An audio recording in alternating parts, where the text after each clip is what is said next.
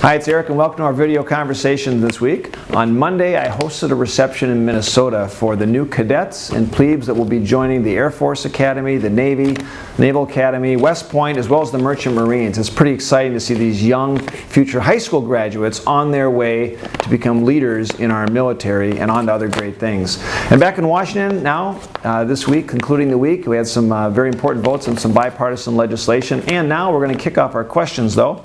The first actually comes in from Adam in Plymouth, who sent an email. He says, "Dear Mr. Paulsen, it's time to rebuild America. Improving our transportation system is an economic imperative. Not only are our roads and bridges in disrepair, but traffic congestion costs the U.S. economy billions of dollars in wasted time, productivity, and competitiveness. It's time for the President and Congress to work together to pass a well-funded, long-term surface transportation bill that lays a foundation for America's economic future. Thanks for your help, Adam." First of all, Adam, I agree we need a long-term transportation plan. It's something that's eluded Congress and Washington for the last several years. I remember a few years ago I joined a number of my colleagues, more than 50 on a bipartisan basis, sending a letter to the President saying a long-term plan, 5-6 years, is absolutely needed for that type of investment in our infrastructure and giving the confidence to our contractors who want to plan road building. We have not had much success going past 2-year period, and now we're in short-term extensions once again. I continue to maintain one of the best things we can do is look at energy royalties and infusing money from energy exploration and dedicating it towards transportation infrastructure. This week also and last week we had several hearings in the Ways and Means Committee to look at other alternative funding options as we look down at this issue down the road. So thanks for sharing those thoughts and comments.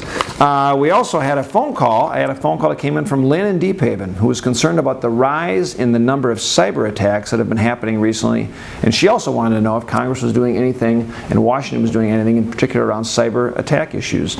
And Lynn, absolutely, as you point out, there have been a number of cyber attack issues that have been highlighted in the media and the press recently, and it's not only Target and Walmart, Target and Staples and Home Depot, but it also is the fact that the federal government has had hackers from China and other countries that have continued to invade personal privacy.